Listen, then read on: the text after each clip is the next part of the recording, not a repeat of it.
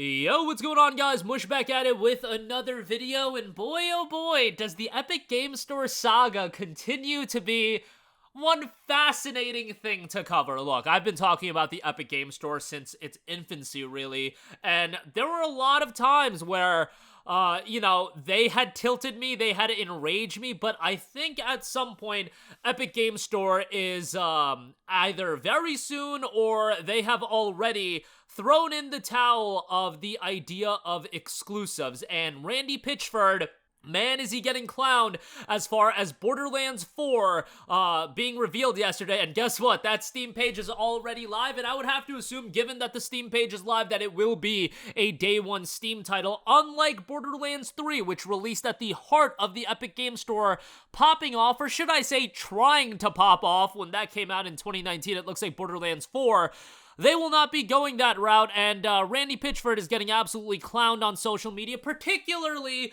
for a tweet that he put out 5 years ago, noting, "I have also worked with Epic for about as long too, as a licensee of their engine and more recently as a retail publisher of their game Fortnite. I know a lot about these people and these businesses.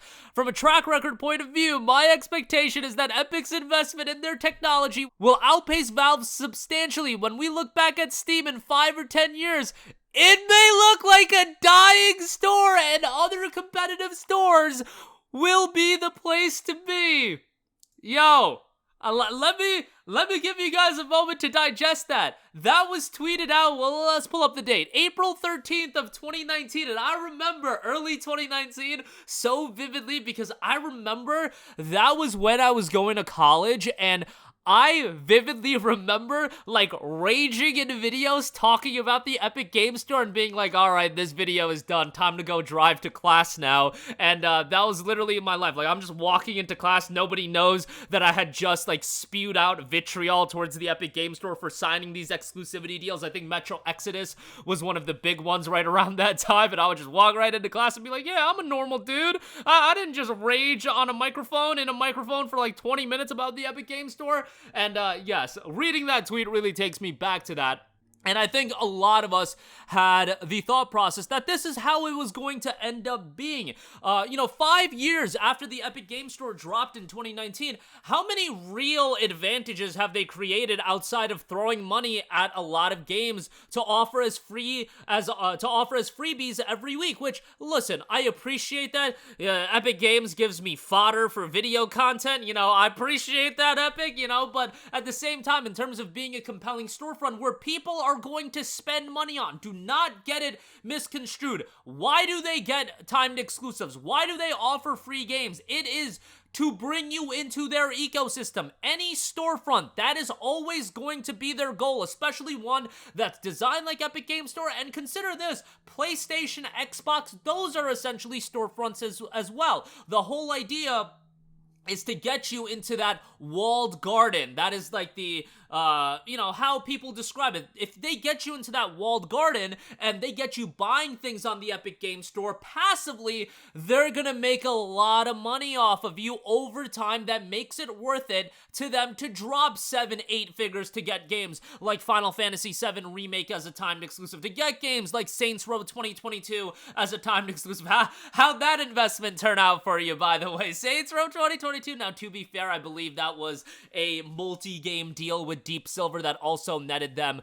Metro Exodus and possibly Control Ultimate Edition. Don't quote me on that, or Control at the time. Control, another game that was an Epic Game Store exclusive that I do think was hindered on the fact that it being on Epic Games. Now, also, I don't think exclusivity is completely wrong. If you are facilitating the creation of a game, much like Sony does with their first-party titles, much like Epic Games did with Alan Wake 2 as well. At that point, you are facilitating the creation of that game. I am led to believe that that game would not exist without your involvement.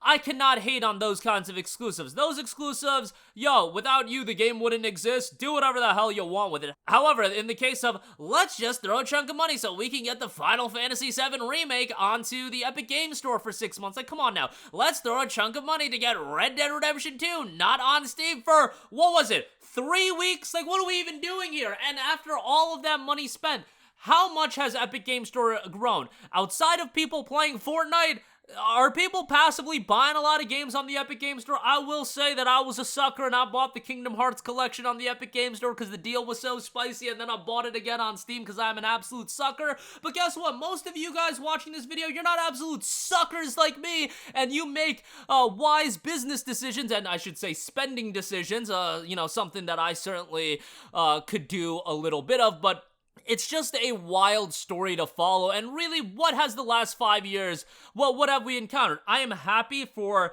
the developers that got to collect a bag of money, especially with all of the developers that, brought smaller games onto the Epic Games Store and they got a little bit of timed exclusivity. Great.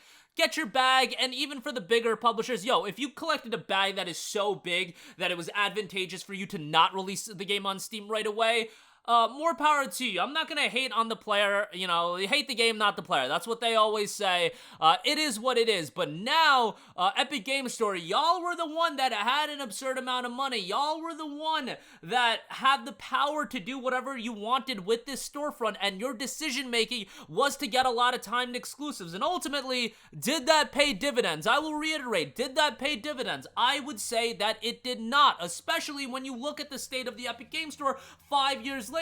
You can't go to the well of, we've only been around for 6 months, we've only been around for 3 months, when the store was still very much at its infancy. How long did it take for us to get shopping carts onto that service? The service, I am all for Steam having competitors. I'm all for Steam having quality competition, but be quality competition instead of being an avenue where you just have a ton of money and you're chucking money at developers for timed exclusives, because that's really what you're going with. The free games, look, I'll always be appreciative of the free games, but I also believe that got to a point where the free games were lessening in value. They were giving away the same free games, and at some point, I would see people in my own comment section be like, we're getting these free games, we've amassed a crazy library of free games, but I have no interest in playing any of these free games. So where's that gonna get you as well? As a storefront in its entirety, I am happy that this is where it led to, and hopefully it'll be a wake-up call for a lot of other publishers. Clearly, you have publishers like Ubisoft. They're trying to make Ubisoft Connect a thing. It's their own platform. They're releasing their games on it day one, like Star Wars Outlaws, Assassin's Creed Mirage, still not available on Steam, and Shadows won't be available on Steam, but do know the fact remains that as big as Star Wars Outlaws is going to be, as big as Assassin's Creed Shadows is going to be, you are stifling those games and their performance on PC to pop off with your own service. And if you think that the risk is worth the reward, if you think the, immediate loss of sales on those games is going to benefit you in the long run and people will use your service in droves, they're going to sign up to Ubisoft Plus, more power to you. At least Ubisoft isn't chucking money to other publishers and other developers to have timed exclusivity. That's what I hate. I hate it when Sony does it with Final Fantasy 16. Fingers crossed, as I said in today's earlier video, that those days are numbered as far as that happens, but in reality, I just think timed exclusivity and the idea of chucking money, every situation is created differently. Where Sony's timed exclusivity on their first-party titles, I understand that. They're chucking money at Square Enix for Final Fantasy 16 exclusivity. I think that does a disservice to Final Fantasy in the long run. As an IP, I really do believe that, and people might think I'm crazy. I think it does a disservice when games are Epic Games Store exclusive, and it led to Final Fantasy VII Remake being a 2-year timed exclusive on PC instead of a 18-month or 20-month timed exclusive, whatever the case may be. But that'll do it for me. I know a lot of rambling, and certainly more rambling to come. If Borderlands 4 is, in fact, day one on Steam, it really is a insight into Epic Games Store, and honestly, I don't think timed exclusives as far as EGS is long for this world, and maybe that is me being too optimistic, but look at their track record as far as timed exclusivity. They're not getting timed exclusivity on Final Fantasy 16, are they, you guys? Ask yourself that, and why that is. I think that'll give you a lot of clarity as far as their game plan going forward, but that'll do it for me. Let me know all of your thoughts in the comment section down below. As always, guys, thanks for watching, and I will catch you guys in the next one. Peace out. Hey, what's going on, guys? Mush here again. Hope you enjoyed the video. As you guys might know, YouTube's notification system is sometimes a little bit wonky, even if you're subscribed to the channel. Maybe you're not abundantly aware that I uploaded a video. To remedy that situation, make sure you hit the bell notification button. This way, whenever I upload a new video, and I try to upload as consistently as possible, you will be notified directly of the upload, and you can watch it as soon as it goes live. I would really appreciate if you guys hit that button so you can stay up to date with all of the content I'm posting. But as always, guys, thanks for watching, and I'll catch you guys in the next one. Peace out.